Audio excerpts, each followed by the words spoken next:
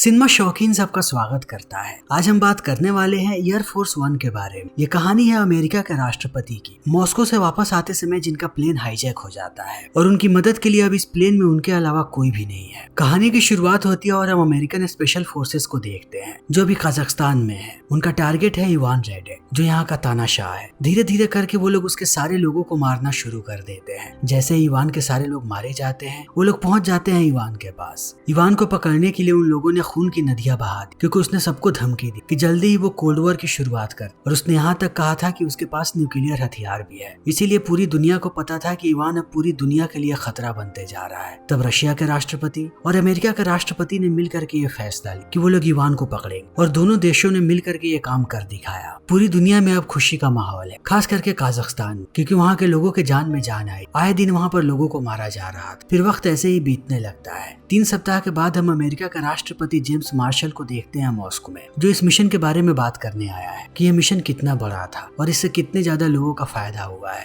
Moscow में जब James भाषण देने आता है तब सारे लोग उसके लिए तालियां बजाते हैं, क्योंकि उसके एफर्ट ने लाखों लोगों की जान बचाई है। जेम्स भी आकर के सारे लोगों का शुक्रिया अदा करता है जितने भी लोगों ने इस मिशन को अंजाम दिया है। वो कजाकिस्तान के लोगों को कहता है कि जितने भी लोगों की जान गई, हम उनकी जान को वापस नहीं ला सकते, लेकिन अब से हम वादा करते हैं कि वहाँ पर कुछ भी उनके साथ अब गलत नहीं हुआ। जेम्स के साथ यहाँ पर उसकी पत्नी और बेटी भी है। जेम्स की पत्नी का नाम है ग्रेस और उसकी बेटी का नाम है एलिस। जेम्स अपना ज्यादातर समय अपने परिवार के साथ ही बिताता है। जैसे ही उसकी मीटिंग खत्म होती है, ये सारे लोग निकल पड़ते हैं एयरफोर्स वन के, ताकि वॉशिंगटन वापस आ सके। तभी हमें पता लगता है घुसपैठिए के बारे में, जिसका नाम है गिब्स। दिखाने के लिए वो जेम्स की टीम में है, लेकिन वो मिला हुआ है बाकी गद्दारों से। उसने बहुत सारे लोगों को एयरफोर्स वन में एंट्री दिलवा दी है ताकि वो प्लेन को हाईजैक कर सके। जैसे ये प्लेन टेक ऑफ होता है, गिब्स एक एक करके सारे लोगों को मारना शुरू करता है। उसने बहुत सारे लोगों को मार दिया है। तभी हम इगोर नाम के आदमी को देखते हैं, जो इन सारे हाईजैकर्स का मुखिया है। इगोर बहुत बड़ा सपोर्टर है इवान का। वो चाहता है कि कैसे भी इवान को आजाद कर दिया जाए। अब सारे के सारे हाईजैकर्स अपनी अपनी पोजीशन लेना स्टार्ट कर देते हैं। सीक्रेट सर्विस के यहाँ पर जितने भी हथियार थे, उन सारे हथियारों पर अब इनका कब्जा है। उनके हथियारों को लेकर के वो लोग उनको ही मारना शुरू कर देते हैं। थोड़ी देर के बाद ये बात चारों तरफ फैल जाती है। तब तक ये लोग पहुंच जाते हैं एलिस के पास। एलिस के साथ साथ इन लोगों ने बाकी लोगों को भी यहाँ पर बंधक बना के रखा है, लेकिन जेम्स को भेज दिया जाता है एस्केप पॉड।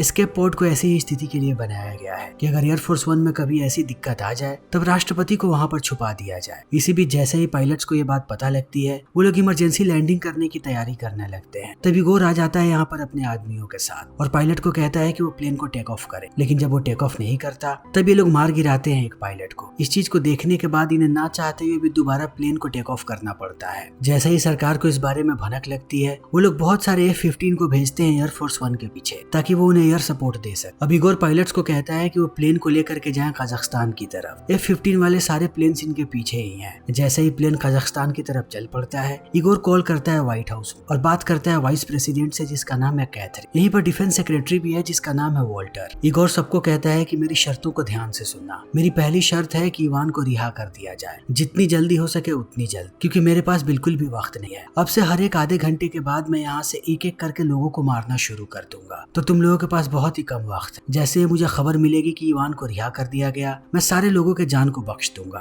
तभी दूसरी तरफ हम सेना वालों को देखते हैं। उन्हें एयरफोर्स वन का एस्केप पॉड मिल जाता है, लेकिन जैसे ही वो पॉड को खोलते हैं, उन्हें पता लगता है कि इसमें जेम्स नहीं है। वो समझ जाते हैं कि जेम्स अभी भी प्लेन में है। उसने अकेले आने से शायद मना किया। वो अपने लोगों को छोड़ करके नहीं आना चाहता था। जल्दी ये बात पता लग जाती है व्हाइट हाउस में। इन सबको लगता है कि इगोर ने शायद मार दिया है जेम्स को, और अब वो बाकी लोगों को भी मार देगा। इन सारे लोगों को इस बात को जानने के बाद बहुत दुख होता है। तभी इगोर बात करता है व्हाइट हाउस में। जब इनकी बातें हो रही होती है, तब वो जेम्स को गालियां बकता है, क्योंकि उसे पता लग गया है कि यहाँ का एस्केप पॉड गायब है। उसे लग रहा है कि जेम्स भाग गया। वो पूरे व्हाइट हाउस को कहता है कि तुम्हारा राष्ट्रपति एक बुज़दिल है। वो अपने पत्नी और बच्चों को यहीं पर छोड़ करके भाग। वो पूरे देश को क्या संभाले, वो अपने परिवार को तो संभाल नहीं पाया। इन बातों को सुनने के बाद सारे लोगों को ये बात समझ में आ जाती है कि जेम्स अभी भी प्लेन के अंदर है, लेकिन ये बात इगोर को पता नहीं है, और शायद वो जिंदा भी है। अगर इगोर ने उसे मारा होता, तो अब तक उसने इस बात को कबूल कर लिया होता। इन बातों को सुनने के बाद अब कैथरीन कॉल करती है पेत्रो के पास, जो रशिया का राष्ट्रपति है, और कहती है कि मैं चाहती हूँ कि आप लोग इवान को छोड़ थोड़े समय के लिए। जैसे ही इगोर को ये बात पता लगेगी कि इवान को छोड़ दिया गया है, वो सारे के सारे हॉस्टेजेस को छोड़ दे। एक बार हॉस्टेजेस आजाद हो गए, तब हम दोबारा इवान और इगोर दोनों को पकड़ लेंगे। इन बातों को सुनने के बाद पेत्रो कहता है कि मुझे लगता है उन लोगों ने जेम्स को मार दिया है। अगर जेम्स मर चुका है, तब हम कभी भी इवान को नहीं छोड़े। सिर्फ जेम्स के लिए ही हम इवान को छोड़ सकते हैं। कैथरीन कहती है कि जेम्स अभी भी जिंदा है, लेकिन पेत्रो इस बात पर भरोसा नहीं था। उसे प्रूफ चाहिए। वहीं दूसरी तरफ हम इगोर को देखते हैं। आधे घंटे का वक्त खत्म हो चुका है। वो दोबारा कॉल करता है व्हाइट हाउस में और पूछता है कि क्या तुम लोगों ने इवान को छोड़ दिया। कैथरीन कहती है कि मुझे थोड़ी और वक्त की जरूरत पड़ेगी। इस बात को सुनते ही वो एक आदमी को मार गिराता है और कहता है कि अगले आधे घंटे में मैं दोबारा कॉल करूंगा। फिर वो एलिस और ग्रेस को लेकर के जाता है कॉकपिट में। उन दोनों को उसने अलग बंधक बना करके रखा है। वो जानता है कि वो लोग जेम्स के परिवार का हिस्सा है। तभी हम जेम्स को देखते हैं जो पूरे प्लेन में घूम रहा है अपने परिवार को ढूंढ। इसी बीच उसका सामना होता है इगोर के एक आदमी से। ये दोनों बहुत देर तक लड़ते रहे, लेकिन जेम्स भारी पड़ता है इगोर के आदमी। बड़े ही आसानी से वो उसे मार गिराता है और उसकी बंदूक भी ले लेता है। तब हमें पता लगता है कि जेम्स ने वियतनाम का युद्ध लड़ा हुआ है। वो कभी सेना में हुआ करता था। उसके बाद वो रेस्क्यू पायलट बन गया। उसे पता है कि ऐसी स्थिति में कैसे रिएक्ट करना है। ऐसी परिस्थितियों से वो भली भांति वाकिफ है। फिर वो आगे बढ़ता है और यहाँ से एक फोन को बाहर निकालता है और कॉल करता है व्हाइट हाउस में, लेकिन उसका कॉल डायरेक्ट व्हाइट हाउस में ट्रांसफर नहीं किया जाता। एक औरत कॉल उठाती है और आर्ग्यूमेंट करने लगती है जेम्स से। उसे भरोसा नहीं होता कि राष्ट्रपति ने कॉल किया है। तब जेम्स उसे कहता है कि तुम्हें मेरी बातों पर भरोसा करना पड़ेगा। अगर भरोसा नहीं हो रहा तो मेरे कॉल को ट्रेस करो। अभी मैं प्लेन में हूँ और पूरा का पूरा प्लेन हाईजैक हो चुका है। इन बातों को सुनने के बाद वो उसके कॉल को ट्रेस कर दिया है। फिर कॉल को ट्रांसफर कर देती है व्हाइट हाउस में। लेकिन जेम्स अब व्हाइट हाउस में बात करता उससे पहले इगोर का एक आदमी आकर के उस पर बंदूक तान देता है। तब जेम्स बड़े ही चालाकी से फोन को रख लेता है अपने जेब, ताकि व्हाइट हाउस के अंदर के सारे लोग इनकी बातों को सुन सके। अब ये आदमी बंदूक तानता है जेम्स पे और उसे लेकर के आगे बढ़ने लगता है। तब बातों ही बातों में जेम्स ऑर्डर देता है व्हाइट हाउस में कि वो लोग F-15 से हमला करें ताकि इस पूरे प्लेन में टर्बुलेंस हो। इस बात को सुनते ही कैथरीन ऑर्डर दे देती है सारे पायलट्स को। वो लोग हमला कर देते हैं प्लेन पर। एक बहुत ही बड़ा टर्बुलेंस होता है। जेम्स इस टर्बुलेंस का फायदा उठाता है और इस आदमी को मार गिराता है। तब वो बात करता है व्हाइट हाउस में और सबको समझाता है कि चाहे कुछ भी हो जाए, इवान को नहीं छोड़ना है। हमें ऐसा रास्ता निकालना है कि हम कैसे भी प्लेन को बस लैंड करवाएं। उसके बाद सारी चीजें कंट्रोल में आ सकी हैं। तभी दूसरी तरफ हम इगोर को देख, जब उसे पता लगता है कि उसके 2 साथी मारे गए हैं, तब वो आग बबूला हो जाता है। उसे लगता है कि सीक्रेट सर्विस का कोई एजेंट छुपा हुआ है प्लेन के अंदर। वो अब कैसे भी ढूंढ करके उन्हें निकालना चाहता है। वो सारे जगह पे लोगों को देखता है और मेलिनी नाम की लड़की को लेकर के जाता है कॉकपिट में, जो राष्ट्रपति की टीम का हिस्सा है। फिर वो माइक को ऑन करता है और चिल्ला करके कहता है कि मुझे पता है सीक्रेट सर्विस का एक एजेंट यहाँ पर छुपा हुआ है। अगर वो जल्दी से हमारे सामने नहीं आया तब मैं मेलिनी को मार गिराऊंगा। इन बातों को सुनने के बाद अब जेम्स परेशान हो जाता है और उसे समझ में नहीं आता कि वो क्या करे। जब तक जेम्स डिसीजन लेता उससे पहले इगोर मार गिराता है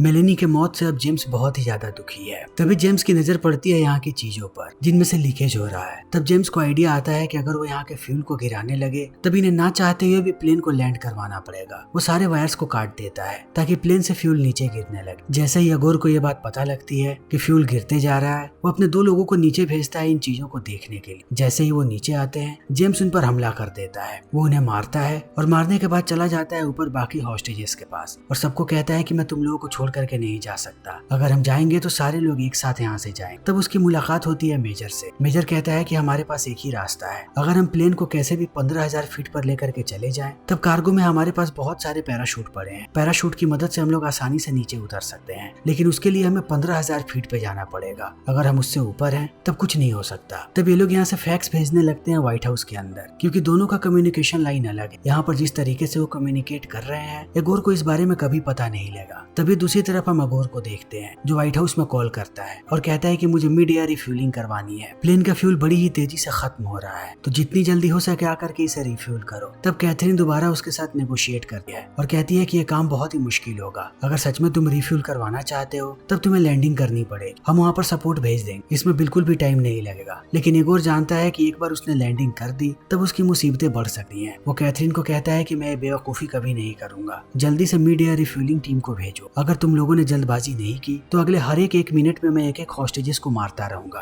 कैथरीन समझ जाती है कि उन्हें कैसे भी मिड एयर रिफ्यूलिंग करनी पड़ेगी, लेकिन कैथरीन के पास एक और आइडिया है। रिफ्यूलिंग के बहाने वो लोग प्लेन को 15,000 फीट की ऊंचाई पर ला सकते हैं। तभी ये लोग देखते हैं कि CNN पर हर जगह यह अफवाह फैल गई है कि एयरफोर्स 1 क्रैश हो चुका है। इस चीज को देखने के बाद अब सारे लोग पैनिक कर रहे हैं। उन्हें समझ में नहीं आ रहा कि वो क्या करे। सबको सवाल पूछना है। तब कैथरीन पहली बार जाती है मीडिया के सामने और इन सबको संभालने की कोशिश करती। इसी बीच ये लोग KC-10 को भेज देते हैं हवा में ताकि वो एयरफोर्स 1 को रिफ्यूल कर। बिना वक्त गंवाए KC-10 पहुंच जाता है एयरफोर्स 1 के पास और रिफ्यूलिंग का प्रोसेस स्टार्ट हो जाता है। इसी बीच प्लेन चला आता है 15,000 फीट पर। जैसे ही नीचे उन्हें ये बात पता लगती है, वो लोग कार्गो डोर खोल देते हैं और पैराशूट की मदद से एक एक करके सारे लोग नीचे कूदते जा रहे हैं। इसी बीच इगोर को पता लग जाता है कि कार्गो का दरवाजा खुला हुआ है। इस चीज को देखने के बाद वो आग बबूला हो जाता है और अपने आदमियों को नीचे भेजता है देखने के लिए कि आखिर नीचे क्या हो रहा है। तब एक आदमी आकर के देखता है कि नीचे का दरवाजा बंद है और लोग भागते जा रहे हैं। वो दरवाजे को तोड़ने की कोशिश करता है, मगर जब दरवाजा नहीं टूटता तब वो ऑक्सीजन टैंक यहाँ पर ब्लास्ट कर देता है। ये ब्लास्ट इतना बड़ा है कि ब्लास्ट के चपेट में बहुत सारे लोग आ जाते और बिना पैराशूट के ही नीचे गिर जाते, जिनकी जान अब नहीं बचने वाली। लेकिन ये ब्लास्ट इतना बड़ा था कि रिफ्यूलिंग प्रोसेस में भी अब दिक्कत आने लगती है। सारा का सारा तेल बाहर गिर रहा है और तेल इतनी तेजी से गिरता है कि जल्दी ही आग लग जाती है और KC-10 ब्लास्ट हो जाता है। तभी हम जेम्स को देखते हैं जो नीचे गिरने वाला है। वो कार्गो के दरवाजे से लटका हुआ है। जब मेजर इस चीज को देखता है तब वो जेम्स का हाथ पकड़ता है और थोड़ी देर के बाद ले आता है प्लेन के अंदर। लेकिन एगोर के लोग यहाँ पर आ चुके हैं। वो सारे लोगों को बंधक बना लेते हैं। एगोर को जैसे ही ये बात पता लगती है वो खुश हो जाता है। सारे लोगों का जाने का उसे कोई भी गम नहीं, क्योंकि अब उसके पास राष्ट्रपति है। वो जेम्स को ऊपर लाता है और पीटना शुरू कर देता है। पीटने के बाद कहता है कि अब तुम डायरेक्ट कॉल करोगे पेत्रो के पास और उसे बोलोगे कि वो इवान को रिहा कर दे। तब जेम्स कहता है कि मैं मर जाऊंगा लेकिन ऐसा नहीं करूंगा। एगोर कहता है कि मुझे पता है तू कैसे मानो। वो एलिस को लाता है और उस पर बंदूक तान देता है और कहता है कि मैं 3 तक गिनूंगा। अगर तुमने पेत्रो से बात नहीं की तो तुम्हारी बेटी मर जाएगी। अपनी बेटी की ऐसी हालत देखने के बाद जेम्स पिघल जाता है और कॉल करता है पेत्रो कि वो इवान को छोड़ दे। जल्दी ये खबर हर चैनल पे ब्रॉडकास्ट होने लगती है कि इवान को बाहर निकाला जा रहा है, अब वो आजाद हो जाएगा। जब ये बात एगोर को पता लगती है तब वो जेम्स को कहता है कि मैंने तुमसे झूठ कहा था। जैसे ही इवान रिहा होगा हम कजाकिस्तान जाएंगे। तुम कभी भी अमेरिका वापस नहीं जा रहे। मैं तुम्हें और तुम्हारे परिवार को हवाले कर दूंगा इवान। इवान तुम्हारा निर्णय करेगा कि तुम्हारे साथ क्या करना है। जब इन बातों को जेम्स सुन रहा होता है तभी हम देखते हैं कि उसके हाथ में एक कांच का टुकड़ा आ गया है। धीरे धीरे करके वो अपने हाथों को खोल रहा है। जैसे ही उसके हाथ आजाद होते हैं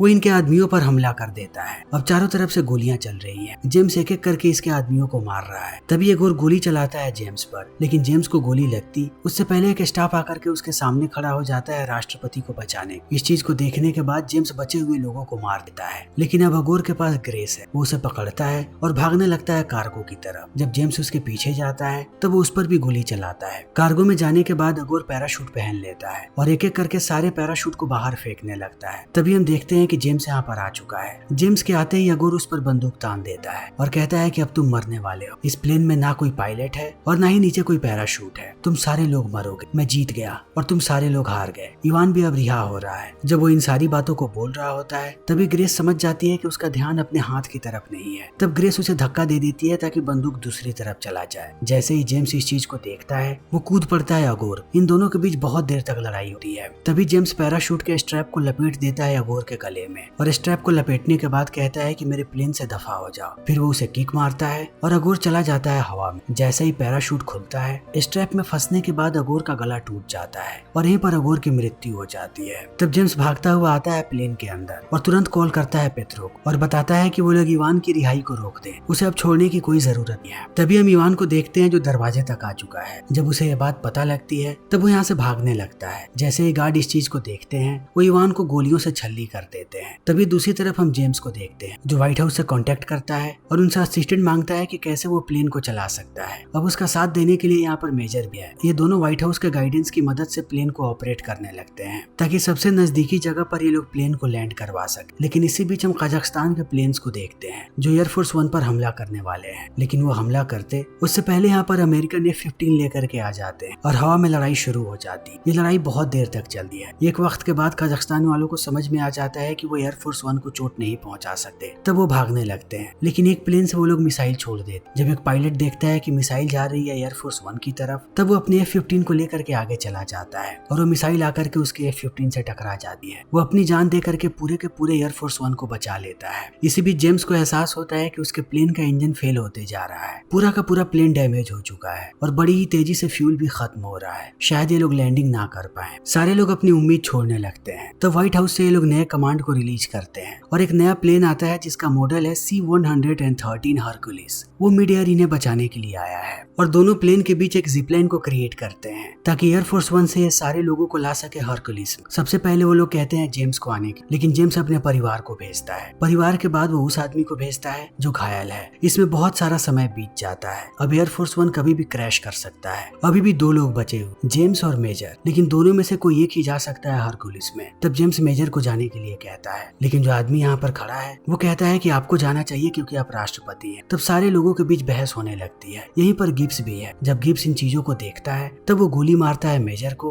और हरकुलिस वाले सिपाही। तब जेम्स और गिब्स गिब्स दोनों लड़ने लगते हैं। जेम्स को समझ में आ चुका है कि गिब्स ही वो गद्दार है जो अब तक यहाँ पर छुपा हुआ था। ये दोनों लड़ रहे हैं जीप स्ट्रैप के लिए। जिसके पास जीप स्ट्रैप होगा वो जा पाएगा हरकुलिस पे। बहुत देर की लड़ाई के बाद जेम्स पकड़ लेता है स्ट्रैप। तभी प्लेन का स्ट्रैप टूटता है और एयरफोर्स 1 क्रैश कर जाता है, लेकिन जेम्स अभी भी हवा में है। तब हरकुलिस वाले पूरे के पूरे रस्सी को खींचने लगते हैं। बहुत कड़ी मशक्कत करने के बाद वो जेम्स को ले आते हैं हरकुलिस पे। जैसे ही व्हाइट हाउस में ये बात पता लगती है, हर तरफ खुशियों की लहर दौड़ जाती है कि उन लोगों ने अपने राष्ट्रपति को बचा लिया। दूसरी तरफ जेम्स जैसे ही अपने परिवार से मिलता है वो बहुत खुश होता है। उसने उम्मीद छोड़ दी थी अपने परिवार के साथ समय बिताने। अब सारे लोग वापस जा रहे हैं। सबसे पहले F-15 वाले पायलट्स यहाँ से निकलते हैं और ये फिल्म यहीं पर खत्म हो जाती है। तो दोस्तों, हमारी आज की ये वीडियो यहीं पर खत्म है। अगर आपको हमारी ये वीडियो पसंद आई हो तो इसे लाइक करें, शेयर करें और चैनल को सब्सक्राइब करें। Thank you.